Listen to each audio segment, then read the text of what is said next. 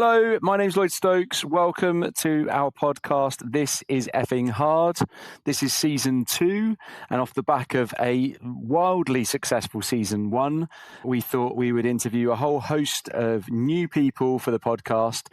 Really, this time around, focusing a lot more, I think, on founders and builders. There are a couple of leaders in there as well, but for those who've never watched before, the purpose of the podcast really is to talk about the journey that people go through when it comes to building any kind of business. And you'll recognize when you listen to some of the episodes through season 2 that those businesses are not always the kind of tried and tested tech SaaS companies that we did in season 1, because what we've learned is that so many of the things, that the challenges, the problems, the effing hard bits that people go through are synonymous across most companies. Actually, they're just dressed up in different ways depending on the sector that you're in. But the point of the podcast is to talk about people's backgrounds, understand their history, understand what made them want to get into trying to build something themselves, the challenges that they're going through now, how they're solving those, what their problems, pains, and maybe there's some therapy along the way, who knows. But today I am joined by Mylo Portas. Mylo is the founder of a business called Chora, which I will let him tell us a load more about as we go through the podcast, because it's super exciting in helping revenue teams. But before we do that, Mylo, I'd love you to kind of take us, first of all, introduce yourself and then take us back to the story of your career. I'd love to just get an overview of where you started to and where you came, I guess, where you came through to be where you are today. Certainly, yeah. And thanks for the kind intro. Excited to be here and looking forward to the conversation. So my career started about 10 years ago. Despite the limited amount of hair, I still consider myself quite young in the game. And honestly, like coming out of university, the track that was put out before me and the track that I went into discovering was a pretty, I'd say, standard, like good education, good university, go into investment banking route. And I had an offer on the table, and something in my last kind of 6 months of university suggested that I should go and do something a bit wackier. And so my career actually started in fashion. As a wholesale agent, I would go around the world, New York, London, Paris, Milan, selling incredibly high-end clothes that I could never dream of affording to retailers, clients like Selfridges, Barney's, huge department stores out in Asia that you may have never heard of, but are doing incredible numbers and creating these incredible retail journeys. And I did that for about 18 months. That was really fun. Before then, leaning into consulting in retail still, but going into more of a consumer-led proposition, working with the likes of Sainsbury's and Argos at the time. And then, again, you're making me go quite far back in the memory bank here. I decided that I had to work in either AI or blockchain. I can't remember if it was a book I read or an article or generally just my kind of curiousness led me there. And so I furiously looked into different companies in the UK that were using this technology and putting it to like meaningful outcomes, not just experimenting or playing around in a university setting, but applying what I knew and what I knew could work in business with a bit of financial literacy and understanding of trading, what it takes to build a business and to consult with those businesses and put it to work. And so about 8 years ago, I joined at the time, small little AI startup called Peak in Manchester. I moved from London and I was their first customer. Did you move for the role? Sorry? Did you move for the role? No, it's never. You're saying that like, you're like, yeah, sure. But so how old are you? 23. Yeah. So having grown up like southeast based, never lived in Manchester. The reason I'm asking that is that you say it nonchalantly, but like so many, I think it's unusual to find people at that stage of their career, unless they've got like the classic thing is you finish university from somewhere and people migrate to London, right? And then they're like, and then they go and live in a house in Clapham. Let's not say Clapham, insert somewhere. Or if they're edgy, they live in East London. I'm stereotyping, but you don't get like people go, I found the company and the job and I just moved for the job. Like it's less of a thing, I find. So that's quite interesting. Yeah, I think from my perspective at the time, I had a fundamental belief that the way in which the world operates in 5 to 10 years was going to change. There was going to be a paradigm shift. And that paradigm shift was going to revolve around the use of data to predict outcomes, i.e., what was known as machine learning at the time or AI now, whether that data was numerical, linguistic. We didn't have GPT, we can get onto that in a sec, but or LLMs, but that was clear that something was going to move and change. And I pursued a number of different avenues to getting into those organizations. And when you meet with a team that has their head screwed on, that is building something that makes a difference, that has a meaningful path to a meaningful industry outcome, then you want to join it, really. Yeah, maybe we'll get into more of this later, but in the end, I like to think I was proven right. As this small company grew Yeah, of from course. 20 people when I joined to a few hundred, and an eventual exit to a New York Stock Exchange listed behemoth. And it's that journey that I think got me where I am today, really. And I was really happy to be a part of that. And I think, yeah, you a lot of times in careers, or I find, you have to make massive decisions based on very little signal, right? There's a lot of noise and very little signal. And so you're only looking for just that little bump above what is normal and what is just noise to recognize what could be a real winner. And peak was that in the end. Makes sense. Makes sense. If we go, I've already asked you to go back, but let's go back before then. Let's talk about growing up. What was the kind of boyhood Mylo? What did he want to do for a career? Honestly, I don't know. I hadn't really even considered. I was an energetic child. The idea of playing football for a living was obviously a massive appeal to me. I was Yeah. quite good. I was better at running. That actually probably could have happened, but I'm not sure it was as glamorous as football. And so I actually ended up keeping my options as open as I could. I remember one time my godfather, a human being, he was a head teacher, and he obviously therefore had the care and direction of thousands of pupils under his wing. And I remember, I can't remember if it was he asked or his wife asked or somebody asked, but I was eating dinner with him and his son, my friend, and what do you want to be when you older came up? And he was like, look, honestly, what I tell my pupils, year 7, they all join. There's, I don't know how many hundred of them in the year. Um, Mm. Enjoy where you are, learn as much as you can. When you leave this school in 8 years, 9 years' time, whatever it is, the job that you take won't exist today. And so his message to me was loud and clear. I can picture myself sitting there going, wow, okay, so it's being really comfortable with change, being really comfortable with new topics, being able to digest and understand information really quickly and come up with something Hmm. different or new. And lo and behold, 10 years later, I was moving to Manchester to join an AI startup that didn't exist before that conversation. The technology didn't exist before that conversation, and it was there in black and white. Yeah. I love that. I think I have a couple of friends who are in teaching. One of them's a head teacher, and I talk to him a lot about education. And education comes up as a theme actually through the podcast of speaking to people, and especially when you get them to delve back into when they were younger and what they wanted to do and who influenced them, which I definitely will ask you in a minute that question. But there's normally somebody in education who influenced them positively or negatively at fairly an early stage. What I find certainly today, I think, sadly, is that from speaking to my friend's an amazing head teacher and I think has a similar ethos to your godfather and approaches that with every single child under his kind of care, but not enough do. But I think the education system is not necessarily set up for that kind of level of, well, that way of thinking is what I see in experience, which is sad. My dad is so I've got to toe the party line. They're all great. They're all amazing. They're doing an amazing job. So on the journey, who, in terms of other kind of key influences that you reference, like there's two parts to this question actually. Who influenced you and who's influencing you now, do you think? Yeah, no.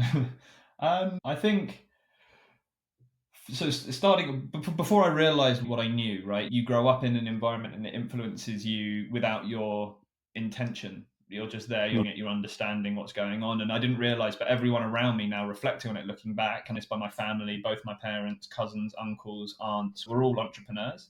Or they went off and did their own thing, moved abroad at a young age to go and find new work or find new opportunity. And not a lot of them, all of them came from very humble beginnings. And I was probably the first generation that was lucky enough to, uh, I guess, have the assumption of going and having higher education and going on to pursue knowledge and information for knowledge's sake to a degree. Yeah, Yeah, what are you doing yeah, for work? And in a yeah. strange kind of way, that picture that going and doing something on your own was normal, like it's not scary, even if objectively it is. It's like, of course you're going to start your own business. One of my uncles is a hairdresser. My mother started her business. My father started like a plumbing business. Like everyone had their own thing, but it was just taking ownership for what you wanted to drive and the change you wanted to see, and Mm. then doing that in a constructive way. And so that was something that I didn't really realize until I reflected back on why I made the decisions I do, probably in my mid-20s. But that was key. And then along that journey, you meet and you interact with individuals who really put like a spin on the way that you can go about work in a really positive way, Mm. I think. And that's where you create that mosaic of what's influencing you now. So I've had bosses in my time whilst at Peak and who I'm still in contact with now, but people like Martin Sutton, Matt Lane, Richard Potter, Dave Leach and Atul as the other founders, they're people that were taking big counterintuitive bets on what the future of the world would look like. And they demonstrated that there's a path to get there that is achievable if you want to go out and build it, if you want to go and make it happen. And each of those kind of characters influenced me in various different ways, but whether that was team building, creating elite functions, creating a high performance culture in revenue, which is my background, Matt Lane was standout. The ability to turn like what can be quite a structured, at times dry enterprise selling process into something fun, enjoyable, engaging for a customer that Martin does, no one I've ever met before. There are these little pieces of the mosaic that you put together, and yeah, you just hope that maybe you're doing your best and that they'd be proud of you if you asked them. No, I think that the direction and the influences point is really important because you mentioned that there would have been the opportunity to go down the kind of traditional route of good university investment banking. And actually, I remember probably, I don't know, 6 or 7 years ago, maybe, when we as a business made the pivot to really just start focusing on, first of all, just kind of like SaaS and tech companies, but then specifically earlier stage companies up to Series C, D, Max.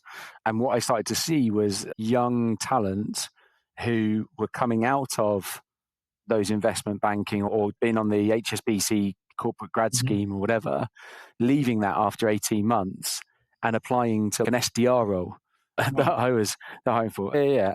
And you get into conversations with these people and I'd be like, tell me why. And they'd be like, it's boring. And the reason I did it, and almost all the time, it was like the reason I took that is that my parents wanted me to go and do that.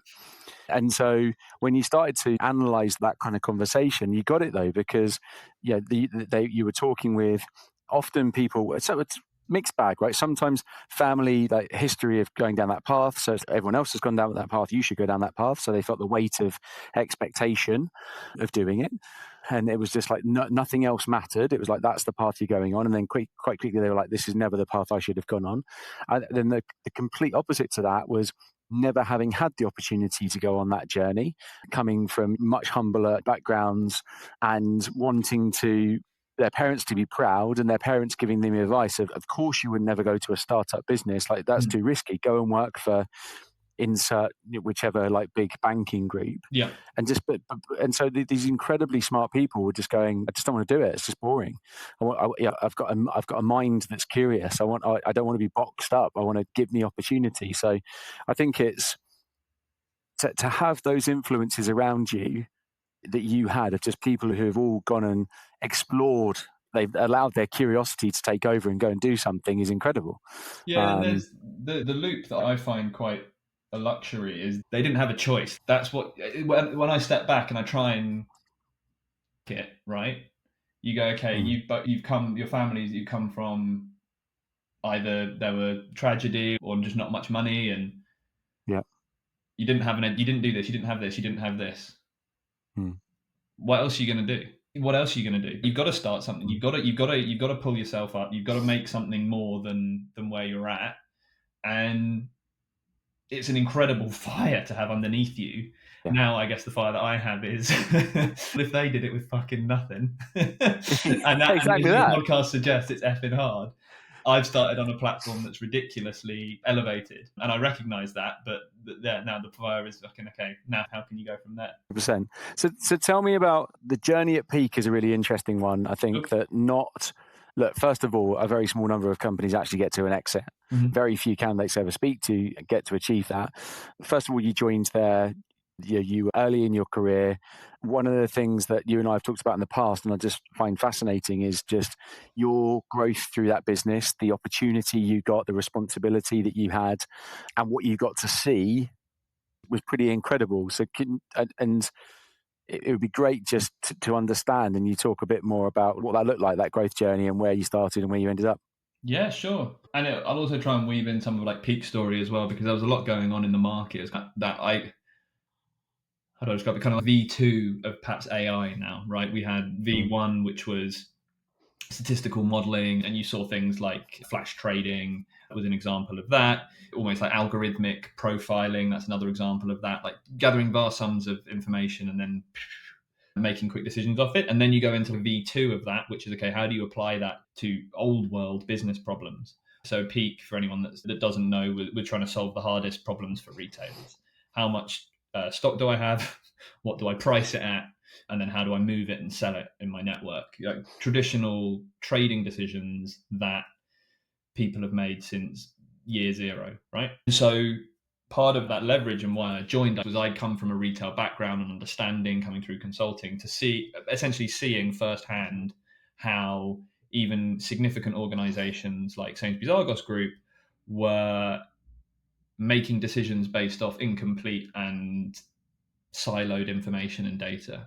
And so when I joined as the first customer success manager, I think we were on about 100K ARR at the time. There was me and my boss, and that was it for current customers. And so we had to look after them, retain them, grow them, and all those kind of good things. And yeah, it was brilliant. We managed to keep that book and grow that book. We were 1 million within 6 to 9 months, if I remember correctly, of ARR, same book, adding some really interesting customers along the way. And we started to find repeatability in what we were deploying. So we had a platform, but on top, a lot of the customer success job was to codify and change what was, let's say, single use into multiple use for all of our customers. And we found this repeatability in retail. So I ended up about a year, 18 months after that, leading what we had as like a retail function. So combining product, marketing, sales, essentially under one like horizontal to deliver the same package, repeatable packages to retailers. And the highlight of that for me, and I'm still friends with some of the guys there, and they won't mind me saying it, but was working with Nike. So we signed them in Amsterdam, small, plucky British business going over there, and we beat the likes of Deloitte. We're up with the final choice to lead the project, and we won it, which was just fantastic and transformational.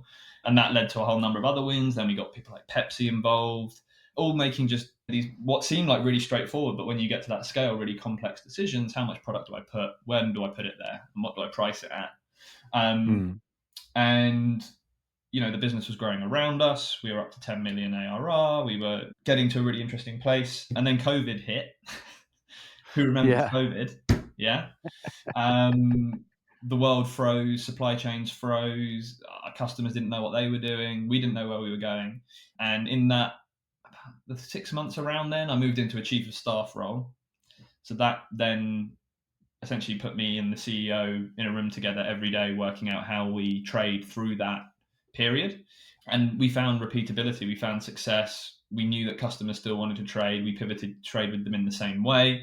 That then led to the SoftBank raise at Series C. That was pretty significant, 75 million, which then gave us the firepower to open in the US. And then I was asked to go out and lead the US business, which was just phenomenal. I can only recommend it highly enough to anyone thinking of making a move or going out and working in the tech sector. Go to America. It's just a totally different ball game, and fascinating, enjoyable, and just so fulfilling.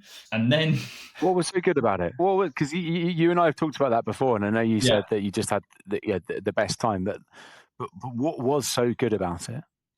I think that there is an openness to American culture. So one of the things I realized in the first few months of living there is we're actually very different, but we share the same language. And there's a few things that happen, right? So the first thing that happens when you tell someone that you're moving to New York is they're either really excited for you and they tell you they had the best holiday they've ever been on there, or they moved there when they were 18 on a football school, or their mate was at uni there and they overstayed a visa for a year and were like carpet fitting, right? Everyone's got like their American dream story, one. The other group say, oh, I could never live there. I could never. What is it like in America? That they're allowed guns, and you're like, yeah. And then and you're like, cool. And so there's this. What I've realized over time is a lot of people in the UK, and this isn't pointing UK fingers, but generally people that work in tech, I think, are a little bit different to your average Joe. There's a little bit of tall poppy syndrome that happens in the UK, and people look outside and they go, okay, what's going on? Oh no, it couldn't be any better than it is here. And the fact is, it is no better. It's different, and it's a different experience, and that comes from them embracing new ideas readily. If you turn up and you have a new idea, they want to hear you and they want to hear why it's going to win. They're not trying to chop you down. Keep saying to me, keep telling me why this is the best idea until I just can't. I'm so sorry, but I can't. Not why wouldn't it work? Why wouldn't it work? Just let me buy it. Tell me that this is the way that my life is going to improve. They are a nation of immigrants and cultures mixing.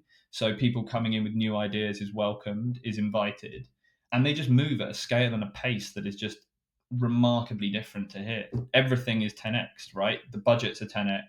The way in which you talk and you bring people into a conversation and you open up the conversation is 10x.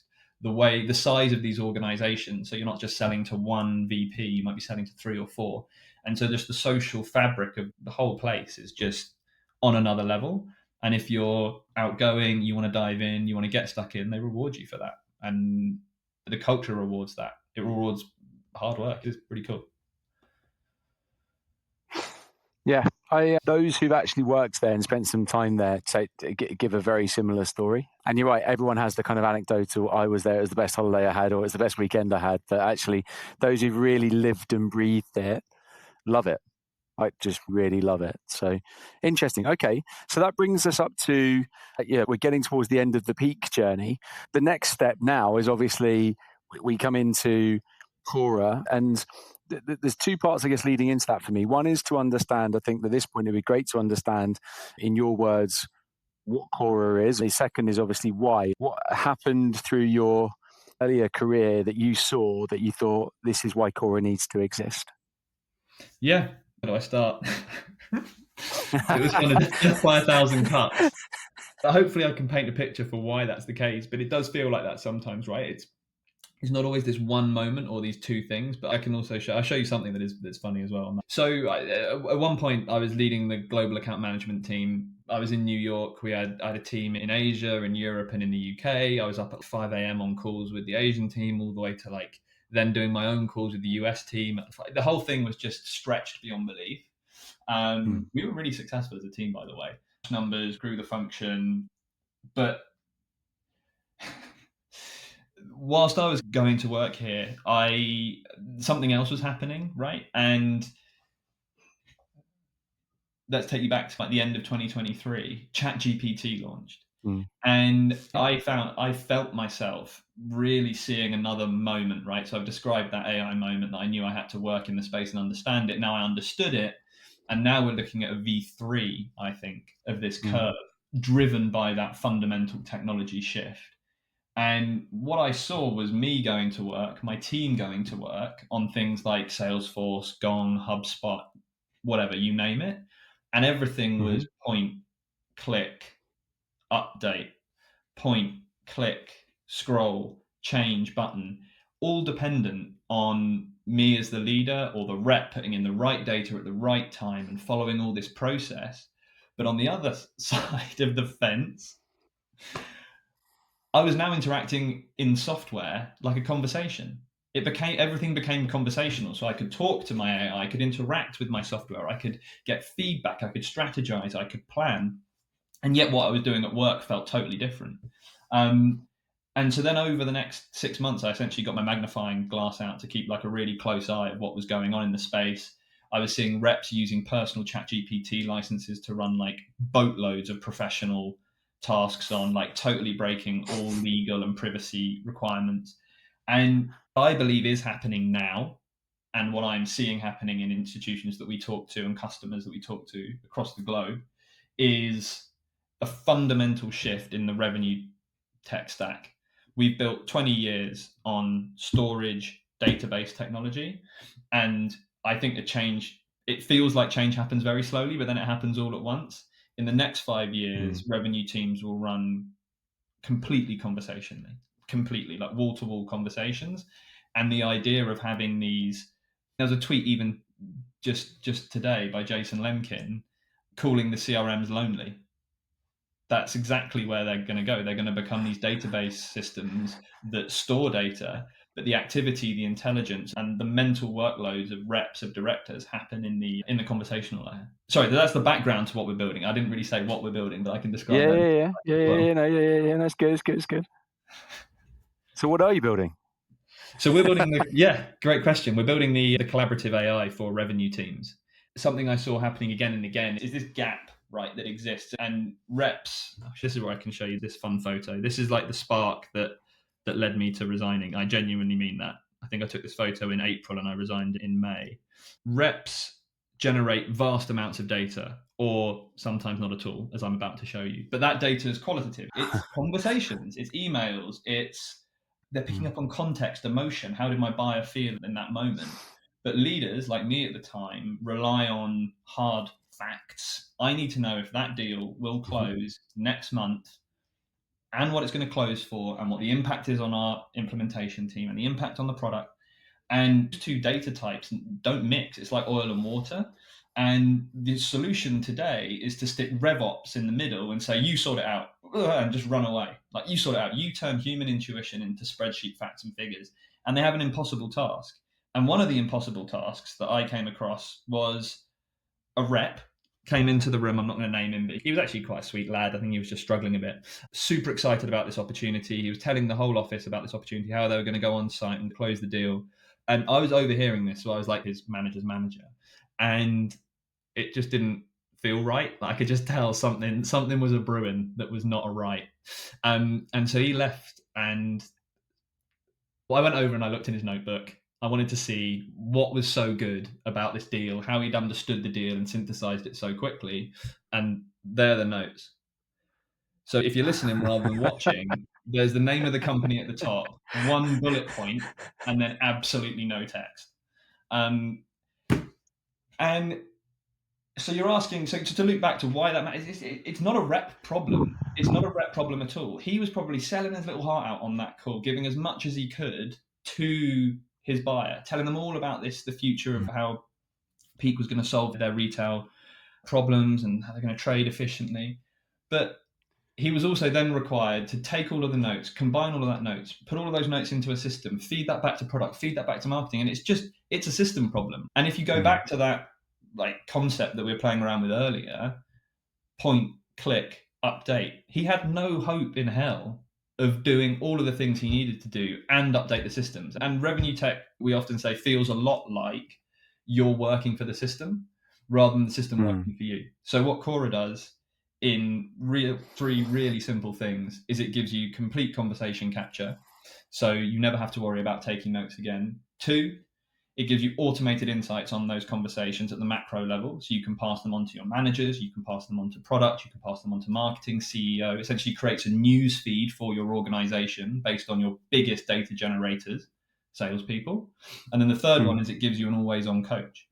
And so that coach you can strategize, plan with. If you have a thought comes into your head at 6:30 on the train home, get on it. Ask Chora. It will log it for you. It can plan that with you. If you wake up in the middle of the night with a stress about your proposal the next day, talk to Chora about it. It's there. It's always on.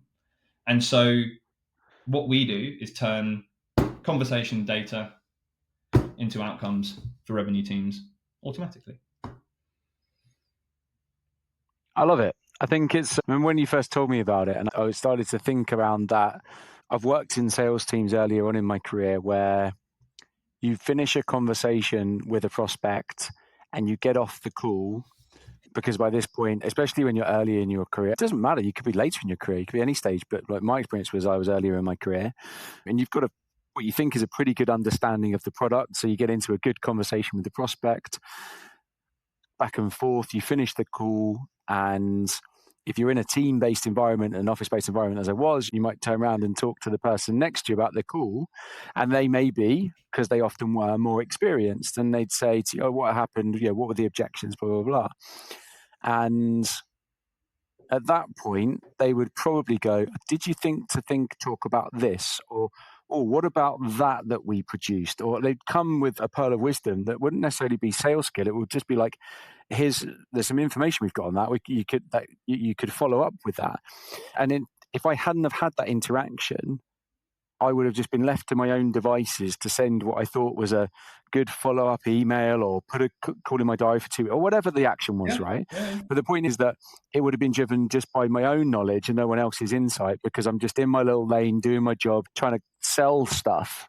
Yep. And that's what I loved about the product. There's lots of things, but it's that ability to be able to say, okay, off the back of that conversation you've just had, here's the natural follow-up based on all of the data and information that we already have that's going to instigate the best likely outcome and move you forward to the next stage. Yeah, exactly. And I use the term collaborative very intentionally, right? There's a collaboration with AI. We don't believe in automation. We believe in augmentation, like fundamental. The complexity in a B2B sales cycle is unmatched. It's a human skill. The requirement for there to be a skilled, thoughtful, caring salesperson in the conversation with the customer is going to stand the test of time. I'm happy to put my hands up. If I get that one wrong, then whatever. But that's what that's what we believe. I think it's necessary to have a salesperson. They're skilled individuals that need support. There's a collaboration with the customer, right? Even just the other day, I use it myself. I wrote a whole business case based on what the customer had said, because I had all of that information and I could talk to the AI about what the customer had said and create a complete business case. I actually went in with one idea and I said, hey, look, if we said we could increase their sales velocity by 10%, what would that mean? Because obviously I had all the numbers picked out from the conversation. And it suggested, well, actually, what if you just said, what if we close one more deal with, what would that be for ROI? It was 180% in the first year. I was like, that's great, done. Super simple, easy to understand. Well, yeah, just reduce the complexity. So you have that collaboration happening. And then you've got the collaboration, which you've just discussed, which is with your team. So traditional rep manager relationships are either sometimes over friendly and therefore sometimes avoid the conflict that's necessary to grow and lift up individuals. Sometimes they are frosty. You're trying to both work around each other's understanding of the problem, but never really getting to grips with it. And all of that information's there. And it's also with the rest of your team. You might want to talk to a senior rep. You might be competitive with them. So you don't want to give your clues away. Who knows? You might want a junior rep to do well because you knew them from university. Whatever it might be, you have this tribal knowledge that exists in an organization that can be federated and contextually placed into those opportunities. And for us at Chora, we see AI as the vehicle to enable that. And so what we're trying to provide is the easiest, most conversational, most, for want of a better word, casual way for salespeople to interact with an AI that has total recall and, as one customer described it, is opinionated on how to help them move an opportunity forward. Interesting. I love it. Yeah, I think when you meet somebody who, and again, we've talked about this before, but when you meet somebody who's lived and breathed the problem, and then off the back of that it's just different. That's what, and sometimes some founders create some unbelievable technology, but they really struggle to understand who their ICP is, understand the problem they're solving, what's in product market fit, all of those kind of like terminologies. And sometimes they get there and sometimes they just don't, because they never actually nail that early on. Whereas if you've got somebody who's lived and breathed the problem and seen it and has got a picture of some poor salesperson, and any sales leader who's listening to this will have had that same scenario at some point in their career. I would say as well on that, Lloyd, we got a lot of stuff wrong. Well, I don't think wrong's the right word. We put out a lot of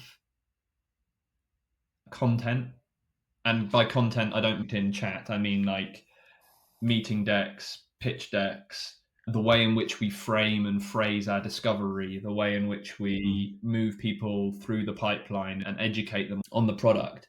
We had to learn a lot very quickly. And I found that actually the hardest part, because in my mind, I can see the end game, right? Yeah. I can see where the industry's going, and I can see where we are a part of that. And I can see how people will use software that will be remarkably different from how they feel like they're using it today. And enterprise always usually catches up to, who remembers BlackBerry, to consumer trends, right? So that's one piece. And so that can be quite frustrating, but it's what we found to be really helpful is, and it's frustrating not because the customer should get it immediately. No, there's absolutely nothing that says the customer should be on this wild, risky journey with us from absolutely day one. It's just bonkers to assume that. But it's frustrating because you feel as if you've got this incredible thing to show them and you've only got half an hour to show it to them. And in that time, you have to convey this entire dream. And what we realized quite quickly is actually you don't need to do it like that. You need to break it down. You need to test it. You need to find these modular elements that you can then build out and prove along the way. And slowly but surely, you get to a much more peaceful place. Clear-headedness is key. Okay. So I get that. I get that because you understand the problem so intimately, it's easy to assume that everybody else would just would they must want to spend time understanding it because you do know it solves a problem, like and you're clearly passionate But about that's that. something that you can test, right? So one of the big tests I'm constantly evaluating is, so what I wanted to evaluate very early on was, how does the product make people feel? Because let's say you sell a contract for 12 months, the sales process, say, is 3 months or 2 months of that, and then they've got a 12 months. So the vast majority of the time they're spending with you as a concept is product. The sales is great, and sales turns and it's super important, and it creates this warm feeling and gives you the relationships. But they're creating the length of their journey is with the product. So if I give a demo, what's the reaction I get? And it's been overwhelmingly positive. Like, genuinely, people lean in, they see it, it immediately allows them to leap to this future way of working. Great. And then you have the questions like, okay, how does this integrate? Fine, we can solve that. And you tick off all these technical boxes. But something that we struggled with early on was, how do you earn the right to show that demo? And that positioning has changed and developed, and I like to think matured in a way that for a business means it's more predictable, more enjoyable for the customer. But that was a massive learning curve that we had to go on, and something that really kept me up, like genuinely kept me up at night, and would like really start to wind me up a little bit, because I could see the light bulbs going off when we showed a product. But how did you get people into the showroom in the first place was one of the challenges. What are some of the other challenges that you've certainly, like, if you compare building something for somebody else, and I know it wasn't just you building Peak at all, but you were there a long time, pivotal roles within the organization, but the comparison of doing it in an organization compared to doing it for yourself, you've already talked around some of the challenges. Is there anything else that you've really observed over the course of the last 12 months or so that you've been surprised by, where you've gone, that's a lot harder than I thought it was going to be? I think that there have been some moments where I found, how do I put this? I think getting something right and pointy, like, for example, we're going to launch our website very soon, and I was talking with a designer about that just today, and I hadn't quite realized just how dense and precise you have to make your messaging in order for it to land. This is what I mean about getting people into the showroom in those areas, right? You can't expect someone to read like a white paper or 3 pages, or read your LinkedIn blog or whatever it might be.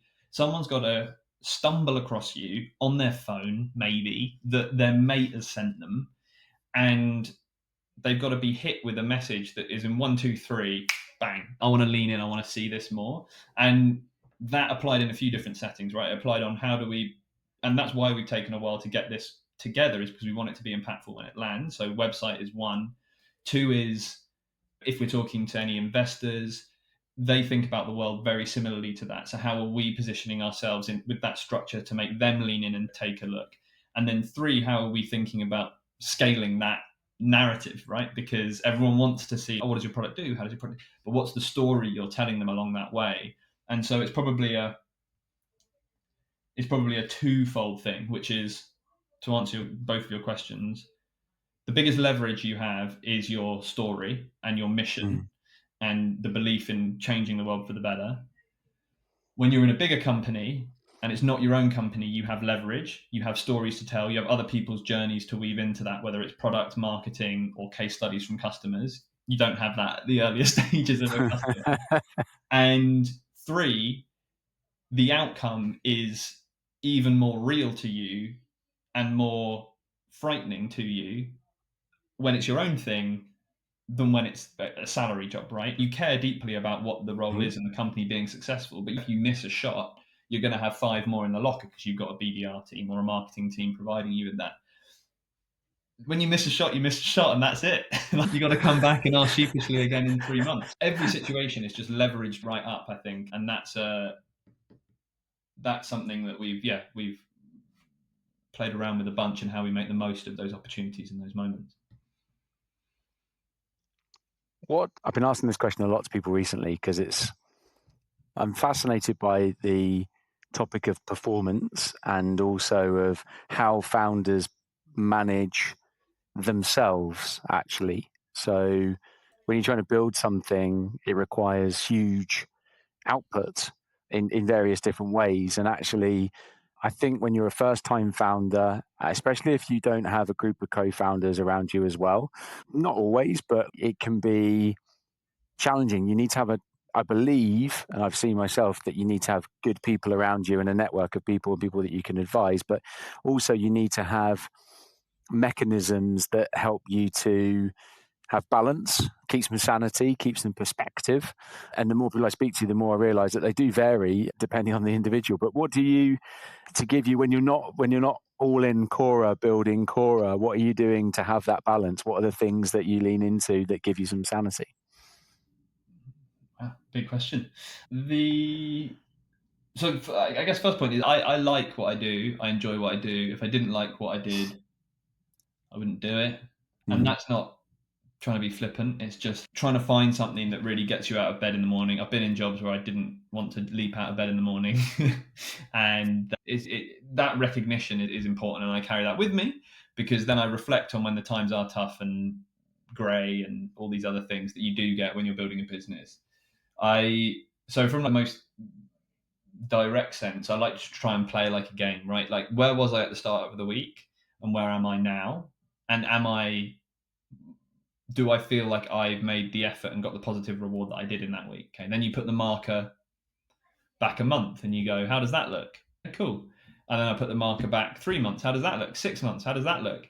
And as long as you're trending and broadly looking in the right direction, that's great. Then you can ask yourself questions like, okay, what can I do to accelerate this if you want to? It's not just about growing linearly, it's about accelerating that growth. And are the actions that I'm taking having an impact on that? So we've recently brought someone on to help us. We're going to launch a self-serve product, and number of different reasons why that's hopefully a fantastic idea. You can come back and ask me in a year. But I didn't have that expertise, right? I knew that's where the market was going and what I wanted to do and how I wanted to lean into our sector. But I was trying to move that needle and it was just like bouncing off against the wall. And so we had to go and find someone that I believe has the skill to help us go on that journey and to put the building blocks in place that then I can learn from and grow with. And so I think with my co-founder, we talk a bunch about that. How are we surrounding ourselves with the right people that can provide you with perspective and can provide you with a conversation that you might look back on in a couple. Oh, he mentioned that thing. That's fascinating, and you forward. Yeah. So recognition is super important. Outside of that, sharing the story a little bit. That's good fun with people that are close to you. Like they might not even have a touch of tech wizardry in them. Like my partner works for Amnesty International, but it's quite interesting to hear her perspective on things. It's very different. And it's my father, all the mother, whoever it might be, my mates who work as lawyers or in sports, like, that sounds good. Does it? oh, why'd you say that? And you create this different perspective and view and model of your business. And then separating yourself from the business is also, it's difficult, but it's necessary, right? There's a business that you're building, and then there's you as an individual that's guiding that ship. And Yeah. the actions you take need to put the business forward and the business first. It's not a lifestyle scenario we're trying to build here. This is something that is meaningful, hopefully, for thousands and tens of hundreds of thousands of salespeople, millions if we get this really right. And that requires some distance. And so just knowing when to separate you and the business is also really important. That point you just raised about speaking to, or just talking through maybe within your network, but like not your personal network, friends, family, etc. I think that's often overlooked. And I think I've not heard many people talk about that, but it's a really interesting point because when I've spoken to, of my kind of oldest friends, my closest friends, no one's in the world that I'm in. One is actually, but the rest aren't. But they'll say like classic, like, how's work? How's it going? And we'll talk it through, and I'll just talk about a particular problem. And actually, if I look back, there have been times where they've gone, oh, what about this? Or they've posed a question with absolutely no insight into what is going on in my world at all, really, Right. apart from what I've told them, but just come up with something that I've just gone, yeah, that's actually like a really interesting point. I've never thought about it from that perspective. And it is good to put your head up and look around and like just get a completely different perspective. It's great to get expert people who've been there and walked the walk and done the path that you want to go on. There's no, that's all good, but it's a really interesting point to maybe just run just through chat and through conversation. Just maybe there's insight there that you would not get from anybody else. There it is again. See, conversation. Why this is, maybe I shouldn't point fingers at like, how we can point some fingers. No one likes their CRMs, but who designed, okay, maybe they were limited by the technology at the time, but like point, click, Yeah, enter data, like it's just, and you just described a conversation. Everything is a conversation. Everything is like collaborative in that sense. And we've modeled this software world to be, one person I know described it as, I think it was antagonistic or confrontational, right? It's you against the machine, when really it shouldn't be. It should be much more conversational, and the lines are going to be blurred. I'm not the one building like the AGI or companionship, but these lines are going to blur and blur, where AI keeps it becoming a part of our world in a way that we can't even imagine. It's all going to be done through what is the most natural way to communicate in language. completely. Last question before we wrap up. We talked so much about now, past, etc. But what do the next 12 months look like for Chora? Ooh. Good question. Look, I think that what we found, and what I continue to find when I talk to customers, is a real ecosystem fatigue. And I say that broader. It's not just CRM. It's not just, oh, I use HubSpot and it doesn't get updated. It's everything is just proliferated to such the extent that like I can't even keep my finger on the pot. I don't even know what I'm looking for anymore. The same problems are there. No one solved them holistically. And if you look back over any broad trends, whether that's point solution mess or consolidation, I think that's just driven by buyers, and people know what they want, and they want more holistic, context led, intent led AI. And they're going to wake up to the fact that that's a necessity, because people are going to start to use it more and more frequently. So for us, one of the things I did learn from back in the investment banking days is it's not always timing the market, but time in the market. And we'll have been around for a couple of years by then. We'll have a product that is easy to use, enjoyable, and massively capable. And for us, it's about getting that in front and talking to as many people as possible about it and letting them create their future. One of the first decisions we made was like, okay, everyone's going down this agent canvas route. Everyone's going down, you can point and click and drag and drop. I don't believe salespeople want to do that. I don't want to do that. And I'm relatively engineering minded. I'm not going to waste my time doing that. I just want to talk to something and tell it how I feel, and tell it why my deal is pissing me off, and tell it what I want to do. And it understands that, and then it takes action on my behalf. And so we're putting a lot of work into creating that experience. We've got it working now, but we're going to continue to develop that. And hopefully, yeah, we have a conversation in 12 months. Maybe we bring along a happy customer too. and they can sign up. I was just actually talking about something quite interesting for January to maybe kick off the year, but with the team, how we package that up and create like a real movement and a real change. So that would be my watch out. Yeah. Okay. Look, for now, thank you. So much covered in an hour.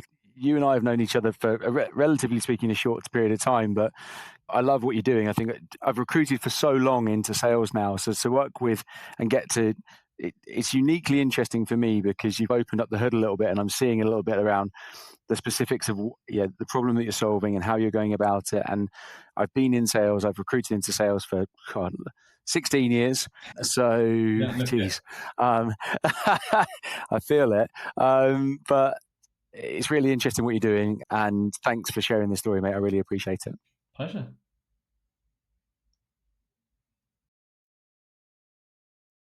We're done.